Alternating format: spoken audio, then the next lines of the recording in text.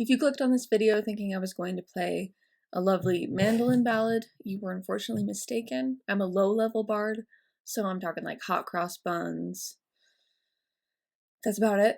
So instead of playing you a lovely ballad, I'm here talking today about one of my new favorite bard characters and his team of ragtag thieves. My name is Melanie Tana. I talk about stories in all different forms, and today I'm talking about the newly released film, Dungeons & Dragons: Honor Among Thieves. So I've seen this movie twice. I really like it. It's very fun, and it's just what I needed.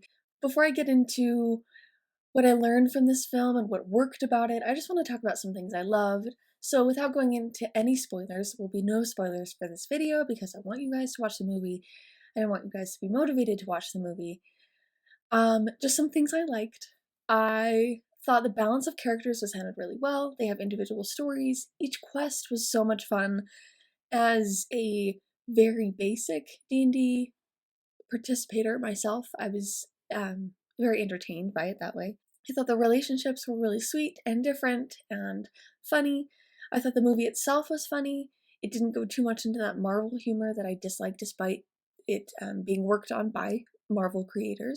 There were creative uses of the world itself and of the tools in the world. I loved the actors. I thought it was a really great cast. They worked really well together, very endearing. I already love Chris Pine. I think he's my favorite Chris.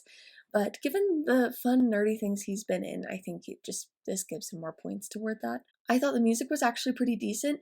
Being someone who loves film scores, I noticed it more in like the right ways. Like it actually gave me a little bit more rather than just generic hero music that so many movies, again, Marvel movies especially, are doing all the freaking time.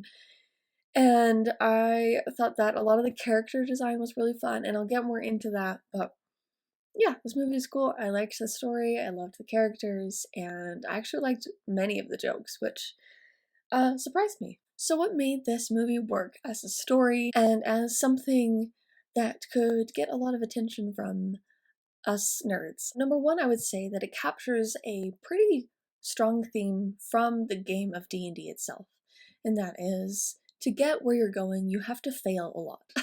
Without getting into detailed spoilers, there are times where characters have clever plans, and they really are smart plans, good solid ideas, and they just don't work. And if you've played D&D, you know that's going to happen. Either you have a bad roll, so you have bad luck, or you're low in certain stats and it was worth the effort, but you couldn't quite do it yourself. And sometimes characters just make mistakes or things go wrong that you really can't anticipate.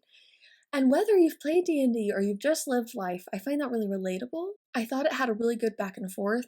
That kind of writing of failure, success, failure, success, failure, failure, failure, success brings a lot of risk and a lot of stakes to a story, makes it more worth watching, and makes the rewards that follow more valuable and more sincere when they're given to the characters. Another thing about the story that really works that I was actually kind of worried about is that it really was made for nerds by nerds, not for nerds by money-making machines. So for sure, yes, it can make them money. That is why studios decide to produce films. They want to make money. That's A, their jobs, B, the world we live in, and sometimes that means that movies are made, stories are told, that don't have a lot of substance to them, or that don't need to have a lot of substance to them because they know they're just going to rake in all that cash. What I think this movie does well is it, like I said before, relates to D&D, relates to the actual nerd experience, uses a lot of details in the world, and is funny in a way that was relatable but sincere. It didn't feel like a lot of Marvel jokes that were just like, this would be funny here in this very serious moment. It felt like when you're sitting around the table playing a campaign with your friends going on this adventure, and you're going to have that funnier back and forth because you're not actually in danger, or you're with your friends and that's just how you talk. You're not going to get uber serious all the time. And as a nerd myself, I didn't feel condescended to, which was something I was a little bit worried about. Because sometimes a movie is made and they're like, look at this, nerds, you loved this as a kid, come pay money to watch this movie in theaters. It was like, come have a good time. be entertained. I've watched reviewers talk about how they were in fully packed theaters, laughing at this fun, adventurous movie, just having a good time, and movies don't always need to be cinema, you know? But it's nice to know that a lot of people could enjoy this film and it could genuinely be good and a good story worth telling because it just had a good vibe. I felt like I was there watching some nerds tell their own story, go on their own campaign. Some of the reasons I didn't feel condescended to is, first of all, a lot of the attentions to detail. I know the CGI isn't like masterful, but I don't care. I think that's like the point. It's like, consider your friends and the things that they construct for D&D, and it ranges from like super artsy to like, oh, you have a lot of money and you can buy all that stuff, to, oh, you have a big imagination, you can bring that to your minds. It just depends on your DM and your situation. And the movie didn't need to be super fancy, though I actually think it still looked pretty good because I was just like, cool fantasy world, right? I wasn't like, ooh, cool realistic world. I think Lord of the Rings cannot be matched. And it was such a raw fantasy experience, whereas this is meant to be silly and a little bit more whimsical. But at the same time, there were times where they could have just CGI'd like creature characters, not so much humanoid creatures. So like Dragonborn and a certain bird character that you'll become familiar with. His design is completely real, and as far as I'm aware, not animated for most of the scenes. And there's behind the scenes of him walking around in it, and like the wings are cool and they open up and they close, and it just gives this like puppet vibe, this like labyrinth, tangible, goofy feeling that I loved. I thought that made it like they weren't taking themselves too seriously, but they were also happy to have some nerds there enjoying their little creations. I think that part of attention to detail, as well as um, stuff placed here and there that you're like, I've fought that before, I've played that in the game, I've used that tool.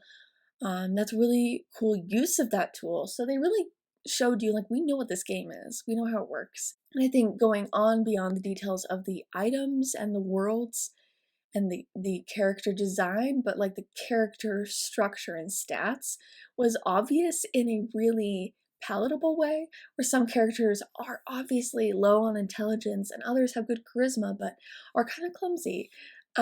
Some have no strength at all and some have a lot of great power, and it just ranges, and you can get a sense of why they are a team and why they need to work together, and that their strengths help fill in the blanks of each other's weaknesses. So it just felt like it made sense that way. Not to mention, the character stories are very endearing, simple but powerful, and they just were like, here are these relationships, people who care about each other, and here's the journey they go on. It wasn't super complex, but it was super endearing and fun. And while it maintained its humor, it had a lot of heart and was told beautifully. And I think that also lends a lot of credit to the actors themselves, who really cared about the characters they were playing and each other. Like, they said themselves in interviews that they had a lot of fun. There was a lot of banter between them in between scenes, which helped carry over into the scenes themselves. They remembered each other's funny lines, and you see them laughing together off set. I don't know if you guys have watched a lot of interviews, but sometimes in press interviews for films, it just really seems like the actors don't like each other. They're just doing their jobs. But with these actors, it felt like they really did have fun and they really wanted you to come see this movie. And I think especially Chris Pine has a lot of control over being endearing and charming and being a fallible character, and also playing to the humor without it feeling cheap. It felt authentic to his person, and it felt like he was having a good time. So not only were the creators like, we're nerds, we're making this nerdy thing, they invite in like this star cast of attractive actors, and they could just be these dull, I don't care about this performers, but they were like, ooh, fun, let's play this game. And so as the actors bonded together, almost as players do in D&D, it just put forth this really good vibe, this really chill atmosphere, and a really sincere one too, where you feel like the DM made a story worth watching. And Hugh Grant said something in an interview that really sort of captures the heart of what I'm trying to say, and that is when he met with the creators of this film, he said something along the lines of that they love this game and that they love people. And that's what made this movie great. It was just a really nice time, a very safe space emotionally, and really got me emotional, even though it doesn't take much. I cry easily in movies, so it doesn't say a ton. But it was a movie worth caring about, and it was just fun, at least fun. So, if you want to have a fun time, I do recommend Dungeons and Dragons Honor Among Thieves. So, if you've already watched it, I'd love to know what you think. Please no spoilers in the comments or warn other people about spoilers. And if you haven't seen it, please go check it out, or when it's eventually on streaming, please do so and let me know what you think. I love this movie. I highly recommend it. And I wish all of you nerds well on your wonderful journeys. You deserve some good stories and some adventure, safe adventure. So I will see you next week with another video. Thank you so much for watching, and goodbye.